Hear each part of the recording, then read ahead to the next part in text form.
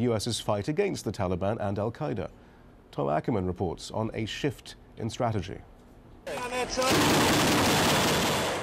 The Peck Valley, a remote and rugged part of eastern Kundar province, just 2 years ago, the scene of heavy combat, claiming the lives of more than 100 American soldiers. But after resisting Taliban fighters intent on controlling this border area, U.S. troops are pulling out of this and other outposts to be replaced by Afghan units. The Pentagon says the repositioning is part of a shift in resources, away from isolated footholds and into population centers. That's where the Taliban has been ramping up attacks on high-profile targets, like this recent attack on a bank in Jalalabad, where 18 people, mostly civilian, were reported killed, more than 70 wounded. We do interpret this change of tactics towards, attacks against soft targets as a sign, as a signal, actually, of a degradation of their abilities. The top U.S. commander in the region also offered a positive but cautious assessment of the fight against al-Qaeda. Though some of our gains at this time remain fragile and yet reversible, al-Qaeda in the border region between Afghanistan and Pakistan is under the most pressure they have experienced since 2001. Yet U.S. officials concede they have made little progress in coaxing Pakistan to hit at Taliban and al-Qaeda allies enjoying sanctuary in the border provinces of North Waziristan. And relations with the Pakistanis' intelligence and security have reached a new low, with the admission that an American charged with shooting 2 Pakistani civilians was a CIA contractor operating under diplomatic cover. But in the ranks of Congress, which foots the bill and watches American casualties mount, even some hawkish Republicans are voicing increasing impatience. What are the measures of effectiveness?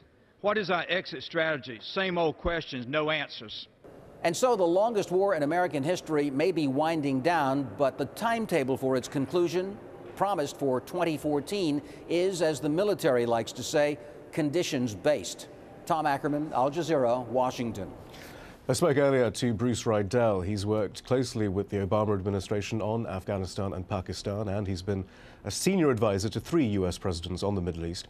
I asked him how we should interpret the redeployment of U.S. forces from the Afghan countryside to population centers. I think this redeployment is the implementation of the Obama-Petraeus strategy to focus on population protection and get out of these remote valleys where the only thing we're really doing is having firefights with the Taliban, not protecting anybody, not accomplishing any objective. This president inherited a strategic disaster in Afghanistan, and it's taking a considerable amount of time to try to reverse that situation, get us out of the mistakes of the past and onto a road to a strategy that will allow us over the course of years, not months, to turn over combat duty primarily to Afghan forces. It requires extraordinary patience. It's going to require a lot of patience from the American people. And a lot of money and bloodshed. And I mean, in the Peck Valley alone, then, this is an admission of a failed strategy. Countless deaths, not least 103 U.S. service personnel. Is there any accountability for this? I mean, it's quite shocking, really. I mean, what did they die for? From 2002 to 2009, we had no strategy in Afghanistan. Every year we had a new commander and a new game plan, but no strategy, no coherence. The president's tried to put a strategy in place in 2009. We wasted an incredible amount of time in Afghanistan.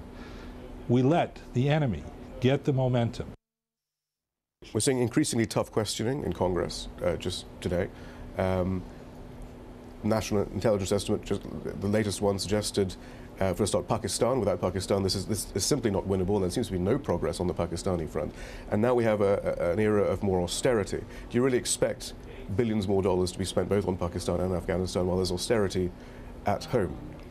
I think that the Congress of the United States is going to fund American troops when they're in harm's way. I don't think they're going to cut back.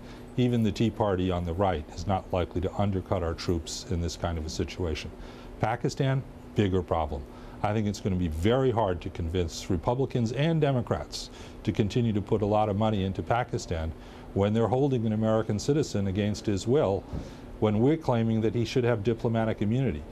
In many ways, of the AfPak problem, the Afghan side is looking better these days than the Pakistan side. And there's no answer in sight to that key component, perhaps possibly the key component of the whole point of being in that region. Again, and meanwhile, we do have these rather arbitrary-sounding deadlines. You know, July of 2011, where something will happen, and no one's not quite sure what.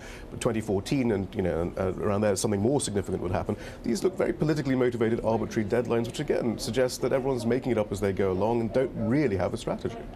Well, the hardest part, as you said, is Pakistan, and trying to turn Pakistan around was always going to be very, very difficult to do. We need to find a way beyond this case of Raymond Davis and get back to strategic engagement, because we can't let this whole policy pivot on the fate of one man one way or another. The views of Bruce Rydell. That's all from Washington. Let's return to Doha.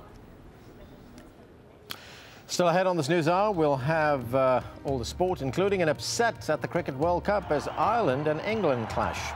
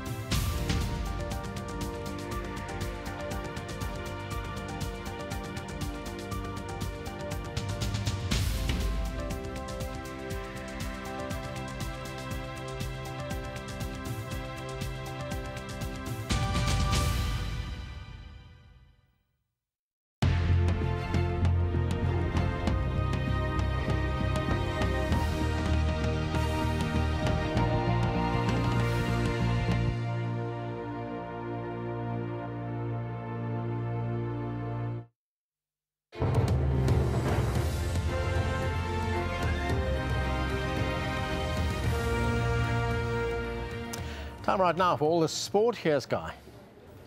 Let's start with the latest from the Cricket World Cup, where Ireland beat England in Bangalore in one of the sport's greatest upsets. Ireland produced the highest ever World Cup run chase to do it, with Kevin O'Brien the hero, as he scored the fastest century in the history of the event.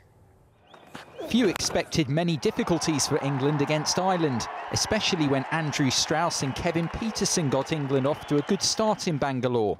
Jonathan Trott top scored for England with a superb 92, while Ian Bell made 81 as England set Ireland a record 328 runs to win. Surely too much for an Irish team with so little experience of the big occasion.